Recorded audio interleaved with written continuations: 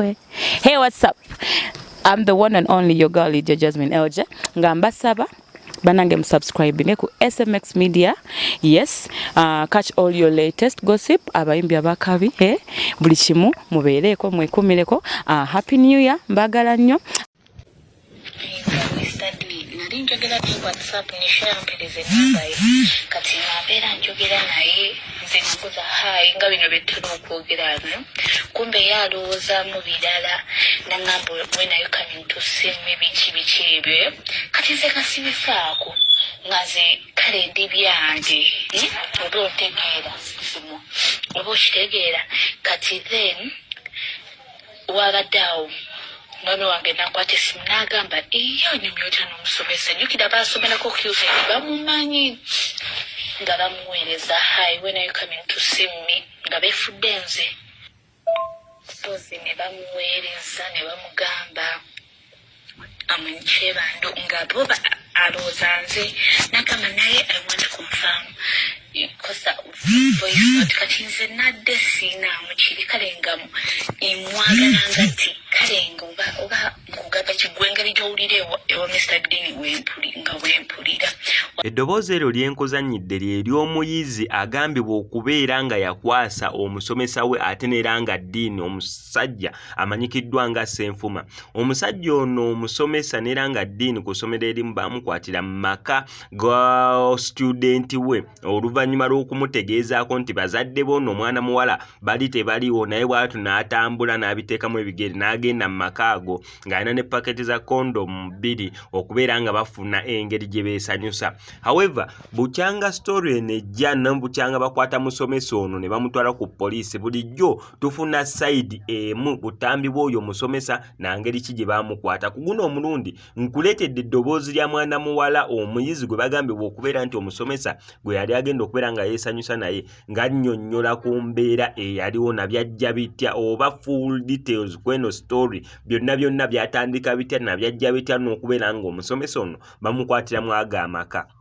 Byonna byenkuleetedde mu katambi kanene naye omusomesa ye baamutadde nera nga mukyala we yamwaniriza nga muzira oluvannyuma lw'okumuta okuva ku poliisi. Byonna bye bino mu kanene akatambi naye nga sinabeeranga nkakuterako kankusaba mbi subscribing ano ku SMX Media tojja kubeera ngo missing updates naddala nga zino byonna. Nali njogera ku WhatsApp ni share mpeleze naye kati nabeera njogera naye nze nkuza hai nga bino bettuno okwogera kumbe yalowooza mu birala nangamba when are you coming to see me biki ebyo kati nze kasibifaako ngaze kale ndi byange oba otegeera simu oba okitegeera kati then wabaddeawo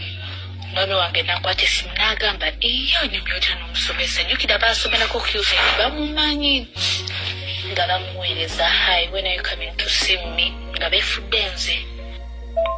sozi ne bamuweereza ne bamugamba amunchebando nga boba alowooza nze nagamba naye I want to confirm kosa voice note kati nze nadde siinaamu kiri kale nga imwagalanga nti kale nga oba nkugamba kigwengeri gy'owulirewo ewa Mr. Dean wempulira waba takubangako. Mr. Dean nagamba we're going to spend the whole night with you ati bamugambe nti bagenda beera ennaku 3. My mom is kale agenda tagenda beera waka bannayase nayingira nangamba kikakasa wali safe ade akayingira ne bavaayo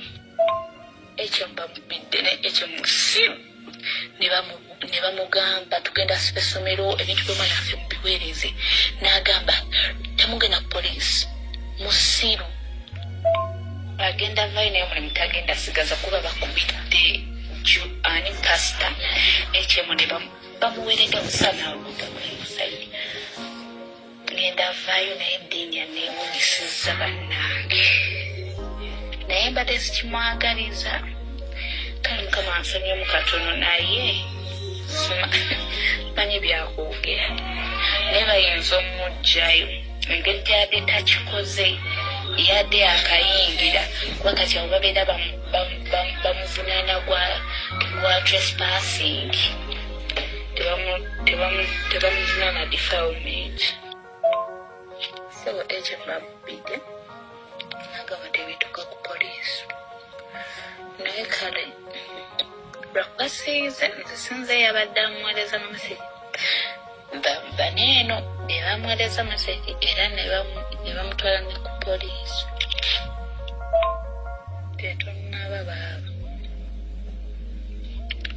tetunabasalawo naye ngaera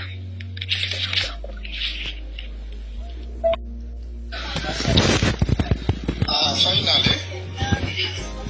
omusajja tumujeeyo kafuluma kati ku ssaawa emu n'eddakiika 5 bwe bakafuluma ku poliisi soba nange basobodde okubeererawo ddiini waffe amazima tugazudde amazima omuntu basobola okukusuula mu buzibu ne bakusiba ne bakutwala eruzira buweereere ddiini bamulukira olukwe tetumanyi ruva oba luli mu mbalana lya masomero oba mbalana ya hillside kubana abaana bangi oba mbalana yaki tetumanyi olukwe kubanga tubulirwa ne bakomplainanti okujja ku poliisi tetubalabyeko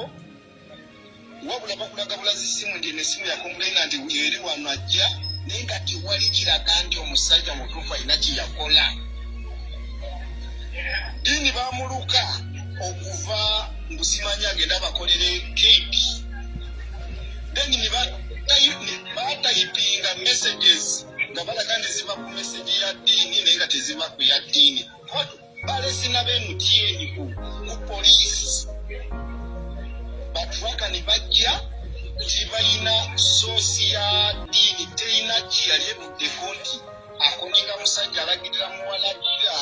oba bagende mulungi bikinga bwe tulabye messages so banaye twebaza mukama nti ddiini tumufunye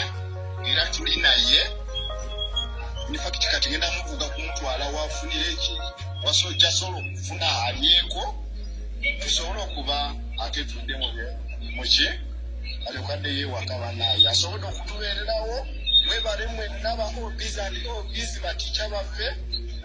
mikwano gyaffe infakiti byenkola nabo abasobodde okumba amafuta bafadde n'amafuta kugarajuwa enkolera